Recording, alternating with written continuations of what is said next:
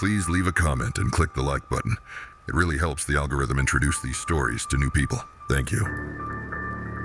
Alexa, launch Ghost Detector. Last Friday was supposed to be just another uneventful evening. Another night spent trying to keep my kids entertained before bedtime.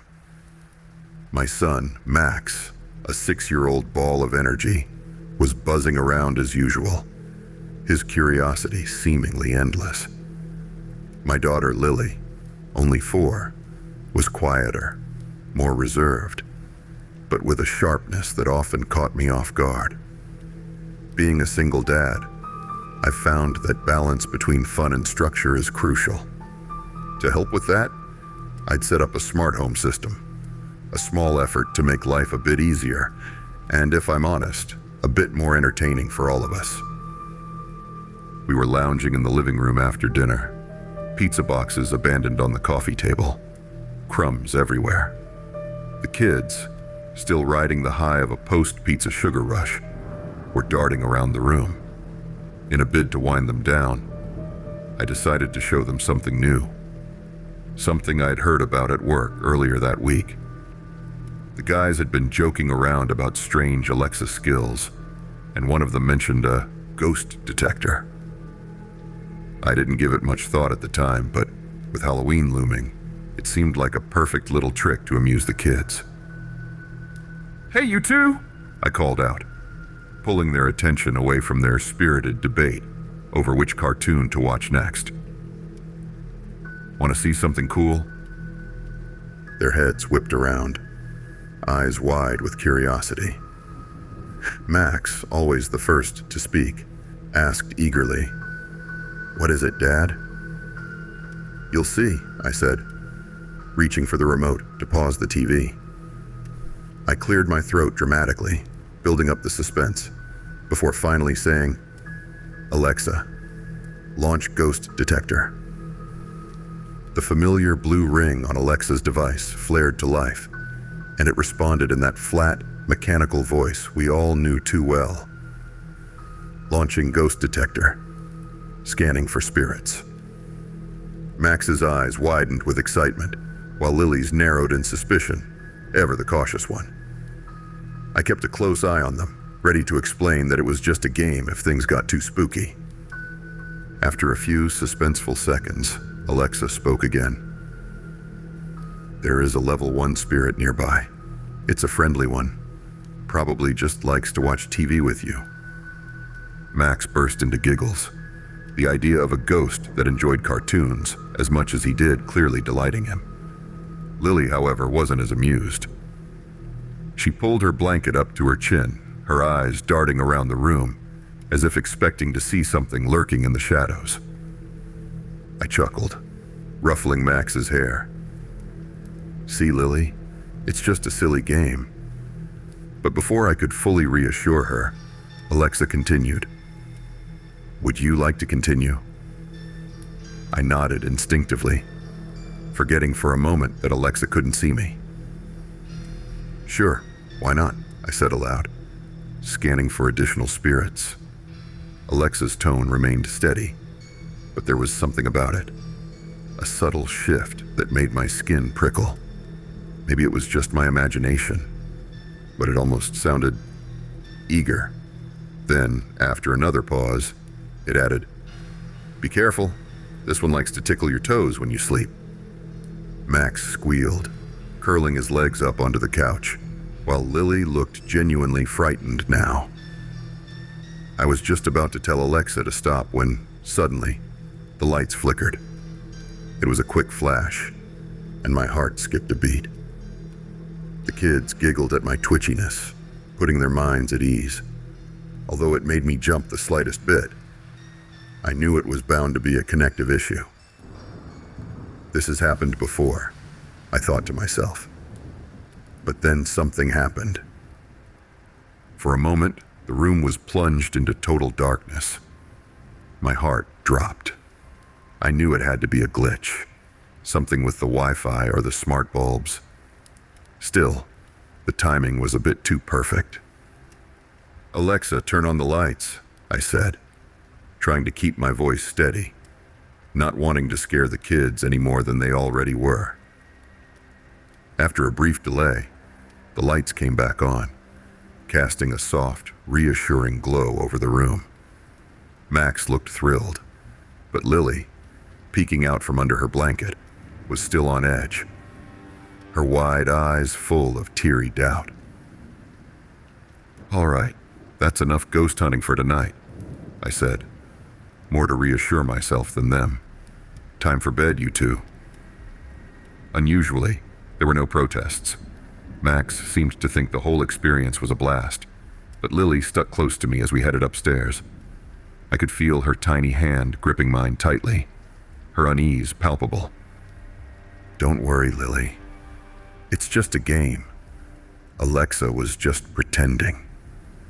She nodded, but I could see that she wasn't convinced.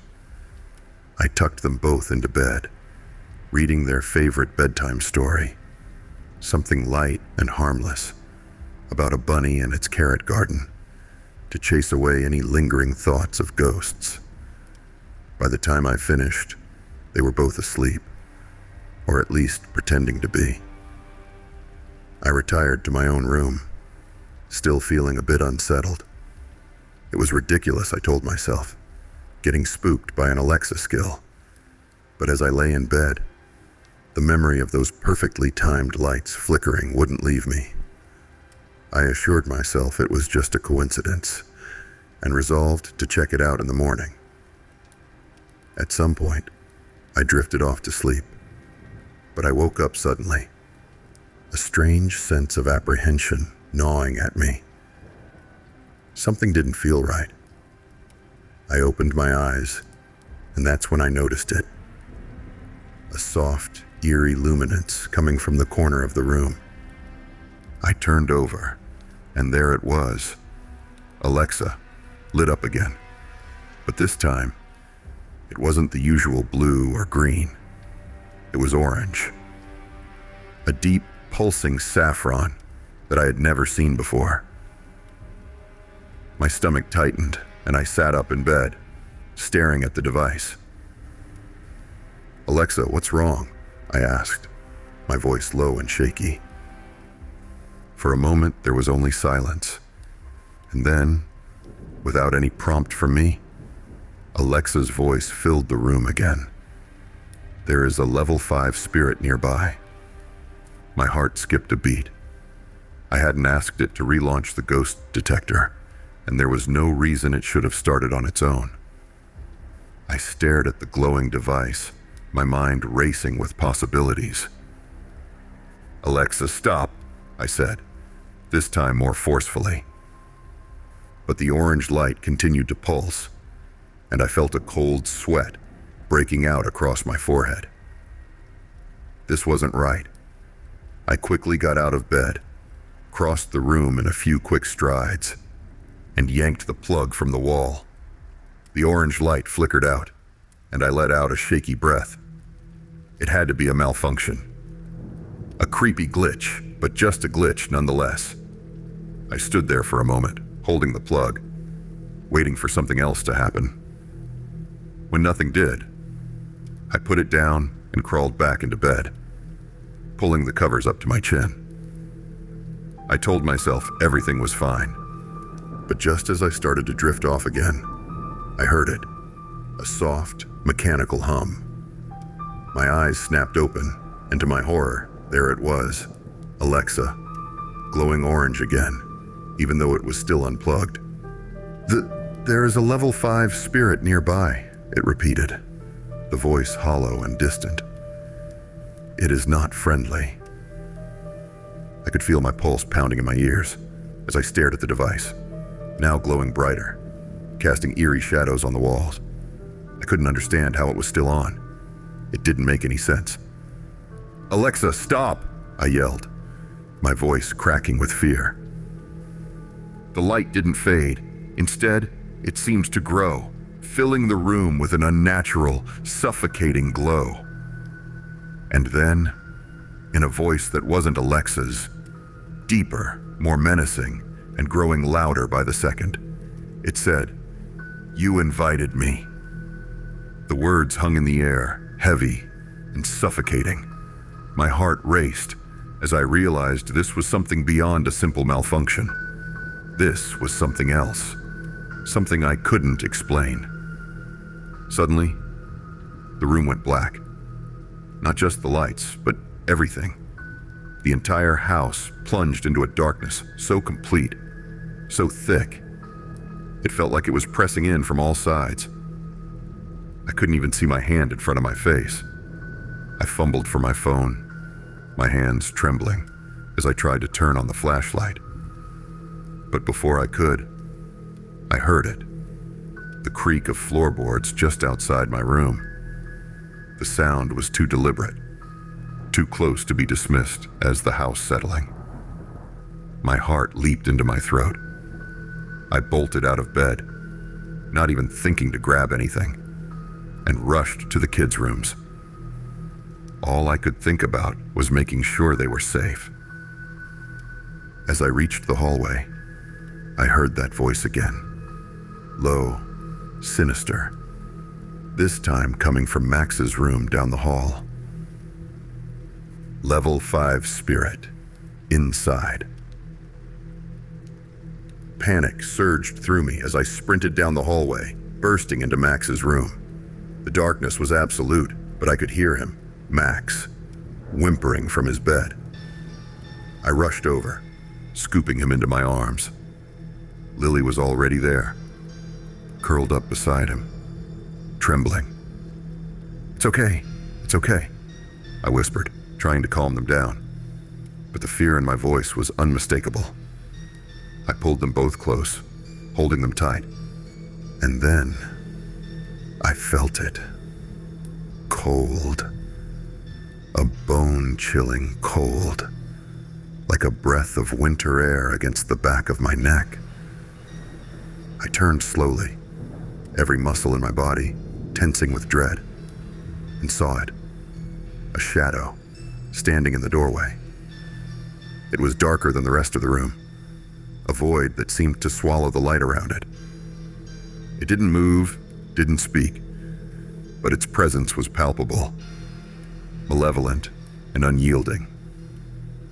My breath caught in my throat as I stared at the figure, paralyzed with fear. Then, just as suddenly as it had appeared, it vanished. The lights flickered back on, as if nothing had happened, and Alexa, now back to her usual calm blue, said in her familiar tone, "Good night." I didn't sleep for the rest of the night. I stayed in the kids' room, holding them close, my eyes fixed on the doorway, waiting, listening for any sign that it was coming back. But nothing happened. The house remained quiet, too quiet, as if it were holding its breath. By morning, I was beyond exhausted, my nerves frayed to the breaking point. I splashed my face with cold water, like I always did to start the day, and as I looked into the mirror, I was met with the reflection of myself, bloodshot eyes and sunken eye bags, casting unnatural shadows on my bony, pale skin. It looked like I hadn't slept in weeks. I rang in sick to work, citing a family emergency, and got to work with my plan. One thing was certain. Alexa was going in the trash, along with every other piece of smart tech in the house. I didn't care if I had to live without modern conveniences. I wasn't taking any more chances. I waited until the kids were up and distracted with breakfast before I went outside, gripping the Alexa like it was a ticking bomb. I tossed it into the trash bin and slammed the lid shut, feeling a grim sense of satisfaction. But even as I turned to head back inside, I couldn't shake the feeling that something was still watching, waiting. That night, I lay in bed, every creak and groan of the house making me jump. I kept expecting to see that orange glow again, to hear that voice, but the house was silent. Still, sleep eluded me. The memory of that shadow, that voice, haunted me, replaying over and over in my mind. Then, just as I was beginning to drift off, I heard it again. A whisper, so faint, I almost convinced myself I imagined it. But it was there, lingering on the edge of my hearing. Level 5, you shouldn't have invited me to play. It sounded like it was smiling. My eyes snapped open, my heart pounding in my chest. I looked around the room, but it was empty. No orange glow, no shadows, just the dark, quiet room. But the voice, I know it was real. By morning, I had made up my mind. We needed to move. Somewhere far away, somewhere without smart tech, somewhere safe.